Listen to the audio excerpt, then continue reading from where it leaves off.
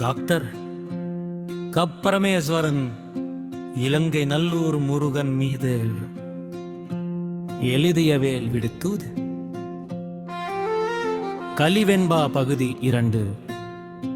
திங்கள் மூகங்குன்றன் அவன் வெற்றி நலம் நுண்கு தருமே முக்கண்ணோர்க்குத்தான் வீணேதான் சூலம் பொருநாள் தவங்காணுவதும் அன்றோ. தருவை கொண்டவன் வேர்ந்தூரில் மண்ணுதிர வேளாலே மரபிலவை பார்த்து மயிலது சேவல் பேரென்பார். பார்புகளின் கருணையிலே வேணுங்கால் பிள்ளை விடைநாதன் பெருமையும் நீ என்றோ கேளாய். திருமாலும் மாறுவுடல் சூரனை கண்டு போ ராலறியும் வேறுமுக ராமன் வில்தான். ஆறுதலையா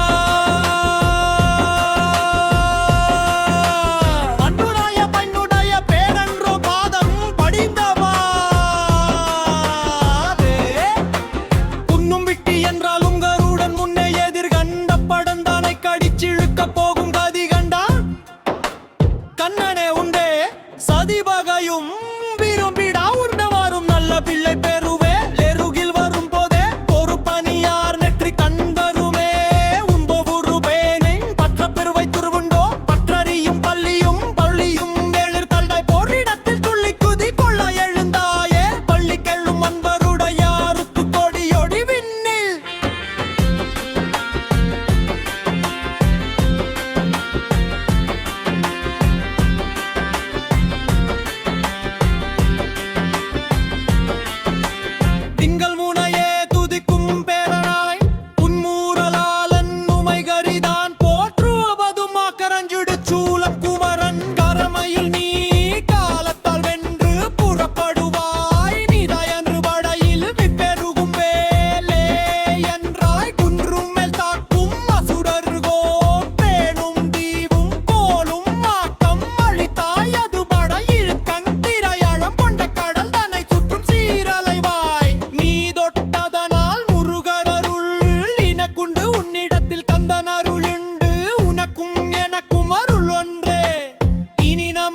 பிரிவில்லை சொல்வேலே அடியாரை தலைவருக்கு புரியும் பணி வடையாய் தொண்டு செய்ய இருவருக்கும் பண்டுத்தே எரியறக்கரியமனாய் வரவுடனே தலையறுத்த குமரனது கரம் பிடித்திடுவாய். ஈராமன் சிலையம்பை வாலி கூரை கூறும்படி மரத்தில் எரியெய்ததுவே அலை கொண்டால் கடலில் சூரனை நேரைதாய் நிலை.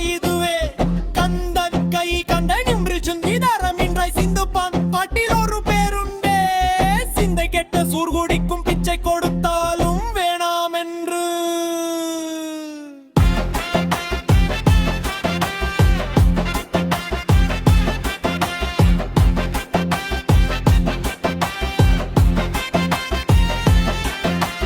போர் தொடுத்தாயோடி போய் ஒழிந்தானே வேர்விலன கருவையால் பிரிந்த சேவல் மையை சூர் பகைக்கே முக்கண் மகனாரின் கரம் பிடித்தாய் வெக்கமிலார கொடுத்தான் வித்தியதால் தெளின் சுடரே எங்க திருப்பேவே உனக்கடும் செப்புவாய். ஒரு காலத்தில் புரிந்த போர்கள் பெருங்கடலோடும் 10 தலையும் அறியும் யுரமுடிய கண்டாய்.